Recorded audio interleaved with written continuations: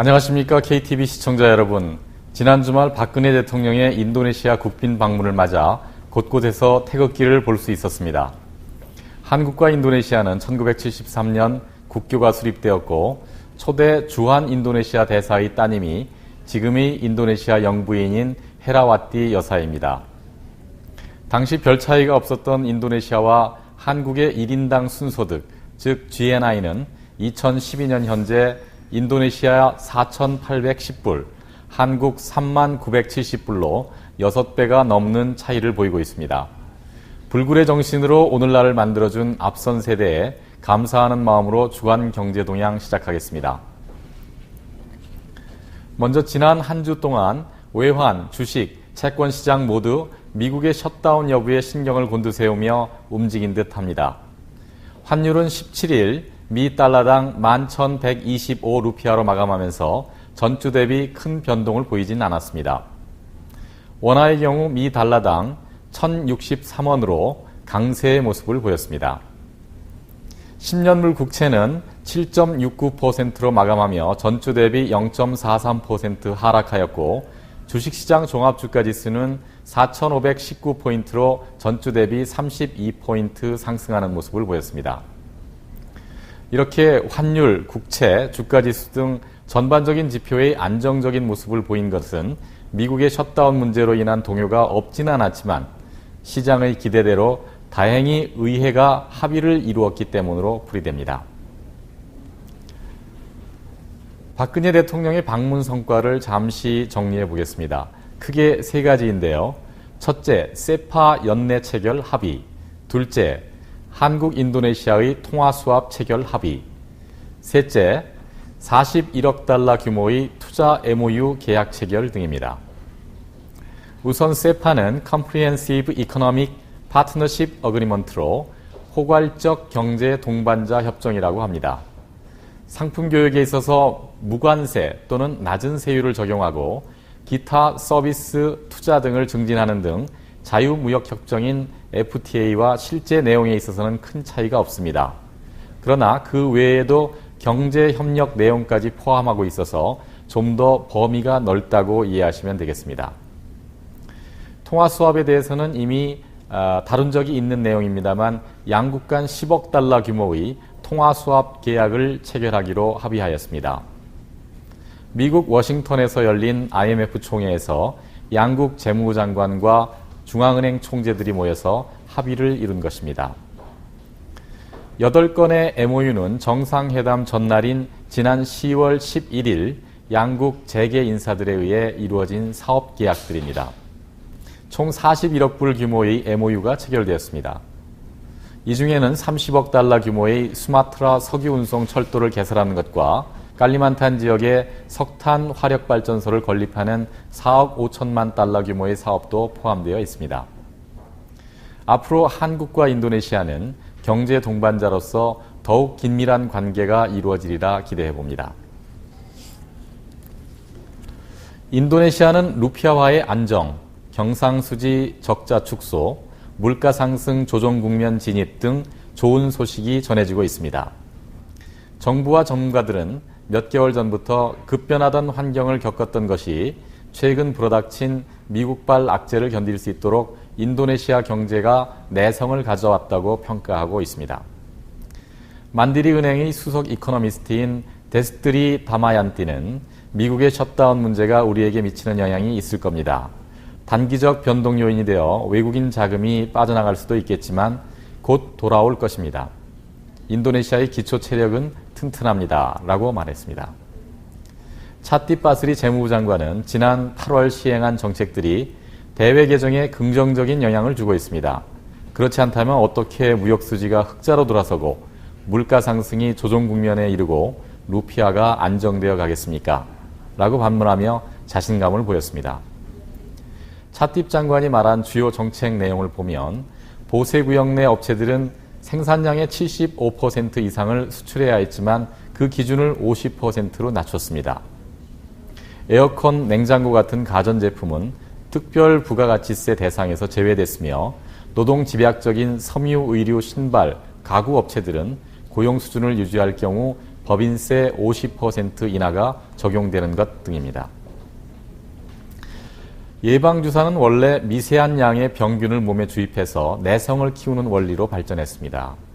앞으로 어떤 위기가 또 닥칠지 모를 일이지만 이번 위기가 인도네시아 경제의 예방주사가 되었기를 기대해 봅니다. 현재 부통령으로 있는 부디오노 부통령은 지난 수요일 자카르타 무역 박람회에 참석한 자리에서 인도네시아는 경제성장의 새로운 국면에 진입했습니다. 정부는 이에 수반되는 여러 문제들을 잘 알고 대처하는 중입니다. 앞으로 급격한 정책 변동으로 각 경제 주체들이 당황해하는 일이 없도록 잘 조치해 나가도록 하겠습니다. 라고 말했습니다. 주요 경제 변수들이 잘 조화되도록 최선의 노력을 지속하겠다는 말입니다. 특히 이런 격변기에는 정부와 재계가 마주 앉아 서로의 비전과 이해에 대해 솔직한 대화를 나누는 게 아주 중요하다고 부통령은 강조하면서 재계 인사들에게 인도네시아 상황에 대하여 신뢰를 갖고 수출로 벌어들인 자금이 국내에서 재투자될 수 있도록 협조를 당부했습니다. 이에 재계에서도 긍정적인 회답을 보였습니다. 만또 헤르조 한림 인도네시아 상공회의소 이사는 정부가 정책 입안 과정에서 재계 사정을 청취하는 노력을 기울이는 등 많은 개선의 모습이 보이고 있다고 평가했습니다. 그러나 정부 당국자 간의 조율이 부족한 점, 다른 목소리를 내는 점들은 아직도 아쉬운 점이라고 언급했습니다. 정부와 재계의 의사소통, 어느 나라나 좋은 정책이 펼쳐지도록 하는데 대화가 필수적인 것 같습니다. 여기서 잠시 부도요노 부통령에 대해서 알아보겠습니다. 그동안 대통령에 가려져서 잘 보이진 않았습니다만 가자마자 대학의 교수로 재직 중이던 부도요노 부통령은 1997년 아시아를 휩쓴 외환위기 당시 중앙은행 부총재를 시작으로 경제 관료의 길을 걸어왔습니다. 기획발전부 장관, 재무부 장관, 경제조정장관, 중앙은행 총재 등을 역임하였고 2009년 대선에서 유도요노 대통령의 러닝메이트로 부통령에 올랐습니다.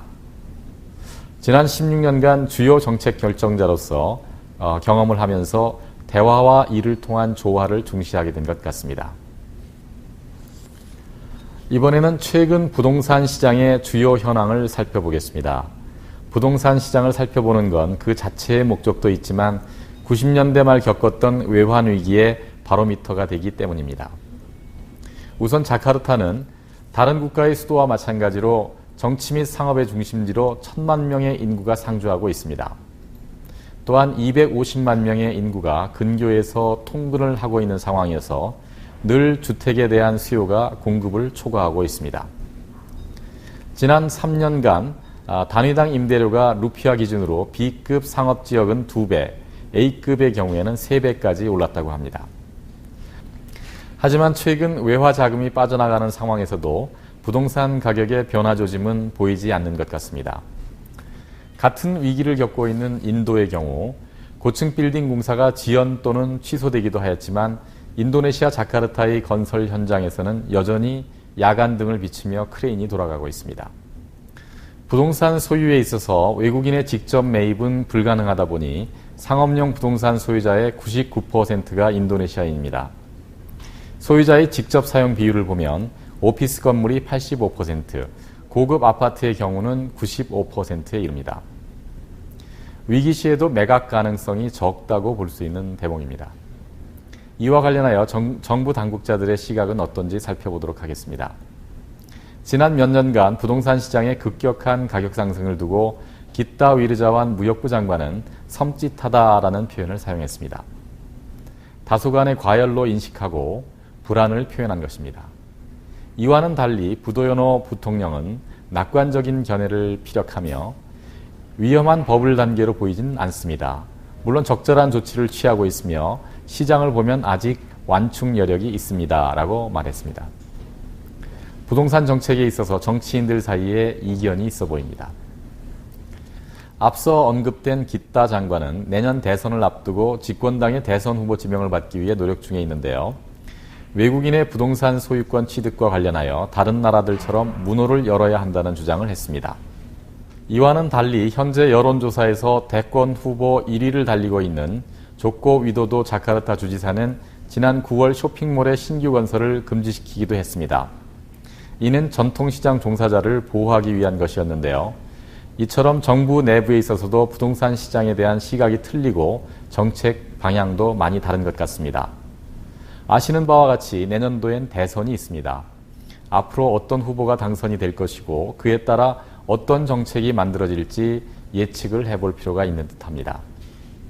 최근 외국인 항공기 조종사들이 자신의 비행 시간을 조작하는 일이 있었다고 합니다. 인도네시아에서는 기장이 되기 위해서는 1000시간의 비행 경력이 필요한데 이를 충족하기 위해서였다고 합니다.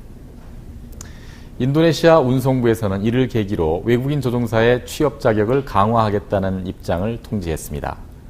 이를 두고 항공업계 전반의 다양한 의견이 개진되고 있습니다. 시청자 여러분께서도 잘 아시다시피 인도네시아는 국토 면적이 넓고 많은 섬이 있으며 중산층이 증가하고 있습니다. 이는 항공 수요의 지속적인 증가로 이어지고 있는데요.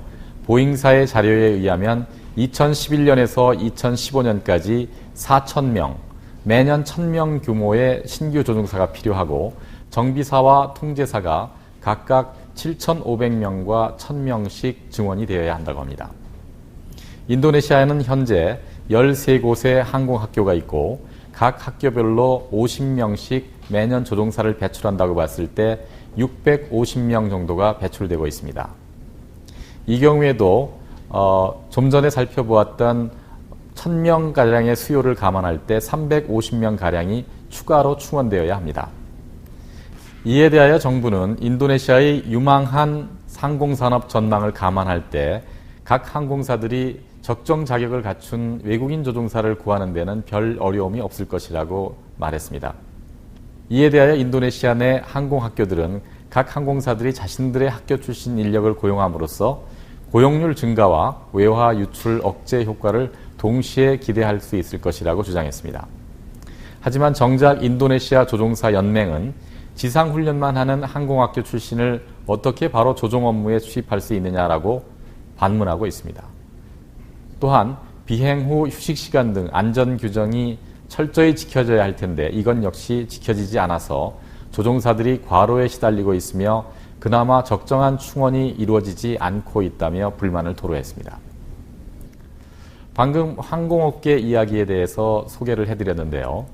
이 기회에 자녀분들과 미래의 직업에 대해 함께 이야기를 나눠보시면 어떠시겠습니까? 항공업계에는 비행기 조종사만 있는 것이 아닙니다. 관제사, 정비사, 공항 운영지원팀, 시설팀, 보안팀 등 24시간 한시도 긴장을 늦출 수 없는 가운데 수많은 사람들이 다양한 업무에 종사하고 있습니다. 인도네시아의 떠오르는 산업, 항공산업을 화제 삼아 자녀들과 함께 미래의 직업에 대하여 이야기를 나눠보시는 저녁 시간 가지시기 바랍니다. 지금까지 시청해 주셔서 감사합니다.